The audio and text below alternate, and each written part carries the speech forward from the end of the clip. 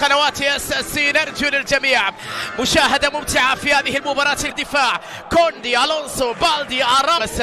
ريال مدريد يزور الكامب نو ويعلم خلف كل صغيرة وكبيرة، وبدفاع ميليتاو، الابا، كامافينجا ظهير ايسر. وسادتي نرجو ان كاس السوبر على حساب ريال مدريد. ريال يبدا المباراة في هذه الامسية الكروية.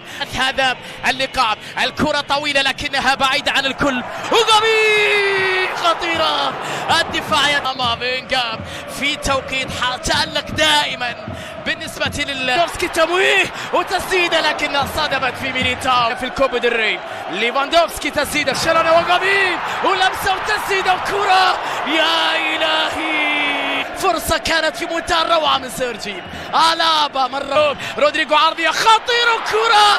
يا إلهي، الكرة العرضية في منتهى الروعة. التغطية أيضا جميلة من أراوخو.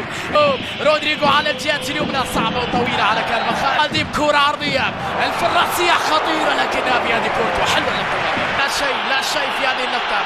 بدال اللقطة ذلك يكسب خطأ في هذه اللقطة من الابا. طويلة خطيرة، فرصة لكن الابعاد.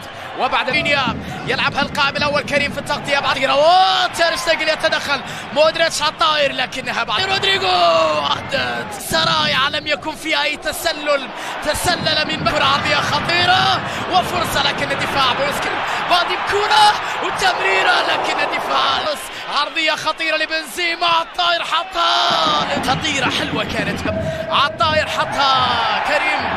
حلوة خطيرة لغافي بكرة عرضية ولكن الدفاع يلعب الكرة خطيرة باتجاه كريم بنزيما ولكن ما للحارس باتجاه رودريجو. الوانتو محاولة مرور تغطية من الدفاع خطيرة لبرشلونة. عرضية وكرة وفرصة. يا إلهي،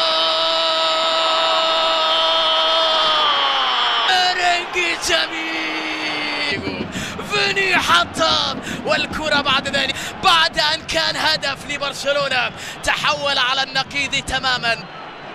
مساحات كبيرة وشوارع فارغة وتركوا الموقع هنا في ملعب كامب نو. فيني بكرة. دفاع يتدخل في لقطة خطيرة لكريم والتسديدة والثاني. روعة مرور جميل صنعوا ربيع ريال مدريد. عادوا لوعب اللمسة الكريم وبنزيما هدف يقلب الموازين. ريال في الكامب نو يسجل ثنائية. برشلونة ظروف المباراة تجعلك تشتكي من غيابات عديدة. تالوكا على اليمين تحضير البين تصل كرة بعد ذلك رابينيا بكرة لكن كامافينجا بدالك انه بدل رابينيا داخل منطقة التساوي تسديدة ومساحة كانت في المتناول ومرمى كان مكشوف وضيع. اراوخو ضيع الكرة كان في اللقطة الماضية لكن في الأخير ضاعت الكرة منه. ضاعت اللقطة منه. يظهر عند اراوخو المدافع الشامل يمكن أن يؤدي أدوار دفاعية.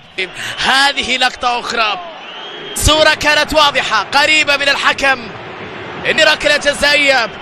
تير شتيجن بنزيما الثالث يا مدريد من علامة الجزاء. ثاني مدريدي بالكامل بروعة كبيرة. مدريد يركب نصف النهائي ثالثا في مرمى برشلونة في كامب نو. منغز يصوم في رمضان، كريم يصوم ويفطر على مرمى الخصوم. يا إلهي، هذا فيني يحاول امام التغطية من جانب اراوخو. كسب داخل منطقة الجزاء وكرة عرضية خطيرة بالراس ولكن الدفاع. اذا التغطية بمنتهى الروعة من دفاع في المساحة بعيدة وصعبة على فالفيردي. عويل الكرة خطيرة إلى كريم وكرة خطيرة ولا ترك. كريم استقبال كرة وتسديدها وبعد بهذا المستوى الكبير على المستوى الكرات العرضية بالفعل خطيرة باتجاه ليفاندوفسكي لكنها مرت هاتريك في الكامب نو ليسجل الهاتريك في مباراة الليلة. العرض المثير والمستوى الكبير. بنزيما يسجل الرباعية لمصلحة برشلونة لتكون ليلة ملكية في